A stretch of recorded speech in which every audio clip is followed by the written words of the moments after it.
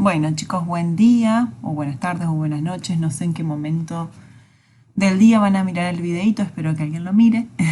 Pero bueno, la idea es continuar con sistema esquelético. La clase pasada habíamos visto las generalidades de tejido óseo y la clase de hoy vamos a empezar con sistema esquelético basándonos en lo que es el esqueleto axial. Esto de dónde lo pueden leer, del apunte de la página 126, ahí empieza todo lo que es sistema esquelético, o del libro, el capítulo 7 del Tórtora, que sería la página 208, ¿sí? Bueno, si tienen otra edición, ustedes ya saben, como les digo siempre, váyanse fijando si cambia mucho o siempre lo van comparando con el apunte, que en este caso es bastante similar al libro, porque no hubo muchas cosas que sacar, todo era como bastante fundamental. Bueno, si van viendo lo del libro y quieren leer primero el capítulo, después escuchar la clase o como les resulte más cómodo, van a ver que empieza hablando de la división del sistema esquelético, en lo que se basa el esqueleto axial y el esqueleto apendicular. Esto ya le estuve hablando un poquitito de la clase pasada, que el esqueleto axial era el que, justamente axial significa eje, es el que forma la parte central del cuerpo, el que está encargado del mantenimiento de la postura, y el esqueleto apendicular está formado por la cintura escapular y la cintura pélvica y los miembros superiores y los miembros inferiores, que estarían más encargados del movimiento, ¿sí? Serían las cinturas. La escapular une los miembros superiores al esqueleto axial y la cintura pélvica une los miembros inferiores al esqueleto axial, ¿sí? Siempre el axial está encargado del mantenimiento de la postura y el apendicular del movimiento. Obviamente funcionan en conjunto, pero si uno tiene que pensar en la función principal, esas serían las de cada uno. Si ustedes siguen un poquito con el recorrido del libro, bueno, ahí les vuelve a marcar las partes del esqueleto axial y habla de reparos de la superficie ósea. ¿Qué son los reparos de las superficies óseas? No son nada más que, acá lo describe, apófisis, depresiones, orificios. Son diferentes accidentes, se les llaman, que tienen los huesos, que permiten el pasaje de diferentes estructuras o la inserción de diferentes ligamentos, tendones o músculos, ¿sí? Acá tienen ejemplo de cómo se llama cada uno y ejemplos de cada parte del cuerpo, ¿sí?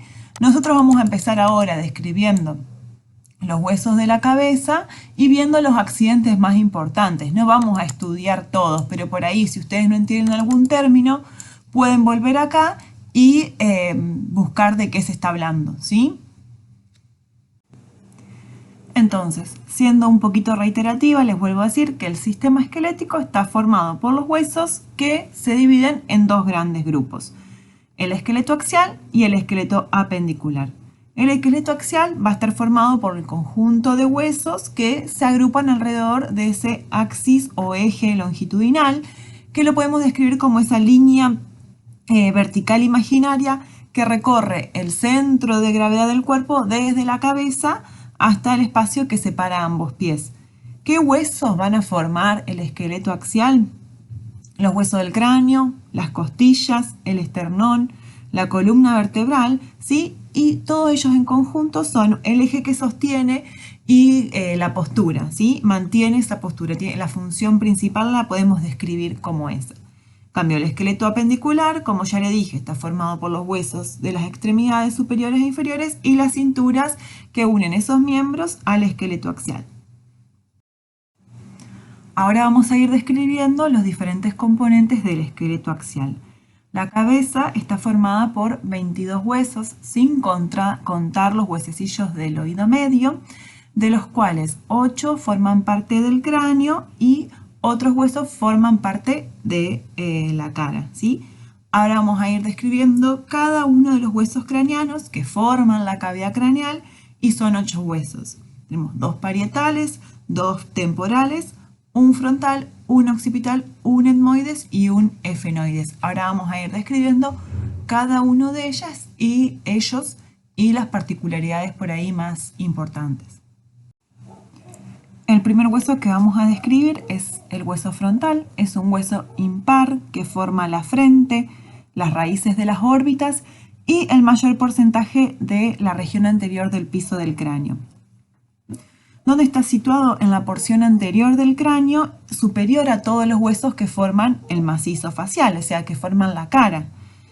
Tiene dos caras, una que es posterior y cóncava, que sería la cara endocraneal, la cara interna, y una cara exocraneal, que es convexa y angulosa y se proyecta hacia adelante.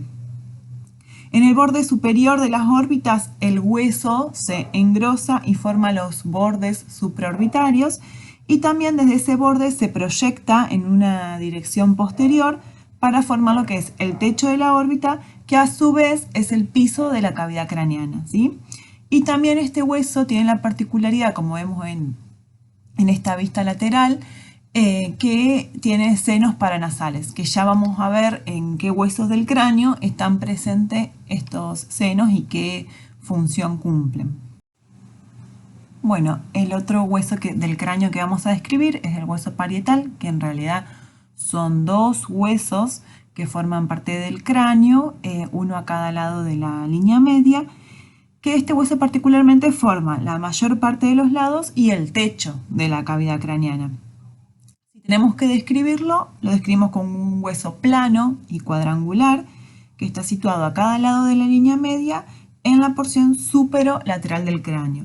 En relación a los otros huesos, está posterior al frontal, anterior al occipital y superior al temporal, ¿sí? Es como si nosotros describiríamos una provincia dentro del mapa, decimos con qué otras provincias limita. Bueno, lo mismo, cuando describimos un hueso decimos, bueno, el parietal, por delante está el frontal, por detrás está el occipital y por debajo están los temporales, ¿sí?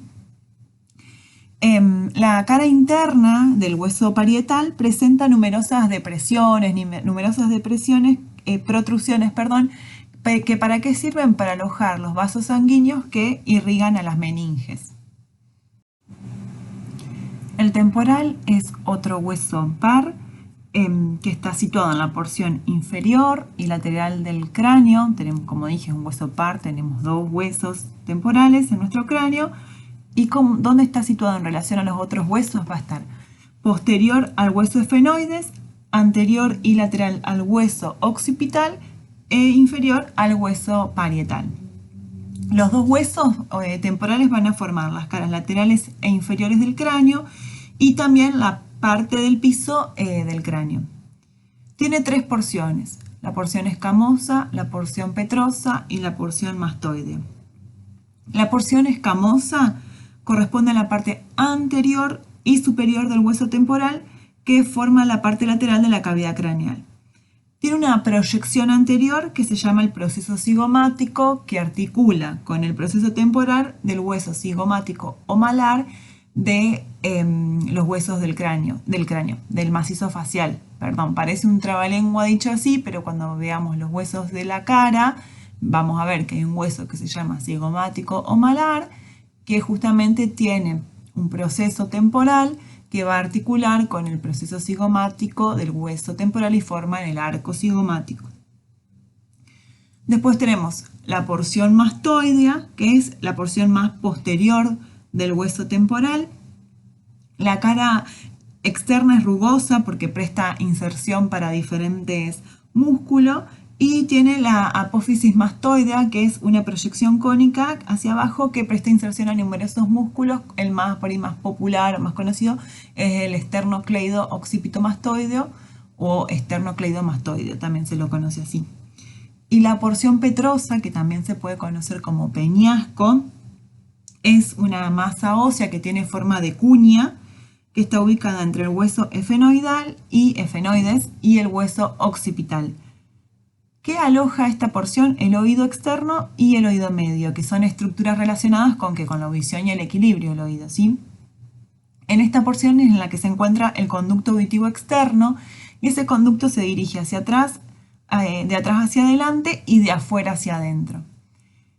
Esto es un detalle, pero por ahí para buscarle la aplicación práctica, nosotros siempre cuando nos colocamos el estetoscopio tenemos que ver que las olivas estén dirigidas hacia adelante, ¿sí? Porque eso asegura que los tubitos auditivos del estetoscopio se alineen con los canales del oído para que haya mayor comodidad y mayor transmisión del sonido, ¿sí? Para que el funcionamiento del estetoscopio sea lo mejor posible con la menor interferencia posible, porque el tubito del estetoscopio sigue la dirección del canal auditivo. Entonces siempre las olivas van hacia adelante. El occipital es un hueso que está situado en la porción media, posterior e inferior del cráneo. Si vemos esta vista de la cabeza desarticulada, observamos que forma la mayor parte de la base del cráneo. Desde la vista inferior que vemos que en su porción inferior tiene un ancho orificio ovalado que se llama el foramen magno o agujero magno. Foramen es sinónimo de decir agujero. Cuando ven el cuadrito ese de reparos de las superficies óseas, ahí pueden ver las diferentes descripciones. Que este foramen magno, ¿qué es lo que hace? Comunica la cavidad craneal con el conducto vertebral y va a dar paso a diferentes estructuras. ¿Qué estructuras? El bulbo raquídeo, las arterias vertebrales y los nervios accesorios. A cada lado de ese gran foramen magno están los cóndilos del occipital, que son apófisis ovoides, también convexas, que van a articular con el atlas, ¿sí? El atlas es la primera vértebra cervical, es la primera vértebra de la columna vertebral, se llama atlas, ¿sí? Y si ustedes recuerdan la clase, creo que ya me dijeron que la tuvieron, la clase de palanca con María del Carmen, la articulación atlanto-occipital es una palanca de primer género, ¿sí? Justamente es la articulación entre los cóndilos del occipital con la superficie articulares del atlas. Después otras estructuras que encontramos dentro del occipital es la protuberancia occipital externa, que es una proyección media bien prominente en la superficie posterior del hueso, que se va a encontrar justo por encima del foramen magno. Es fácilmente palpable si ustedes se palpan la región posterior de su cabeza, en la base del cráneo.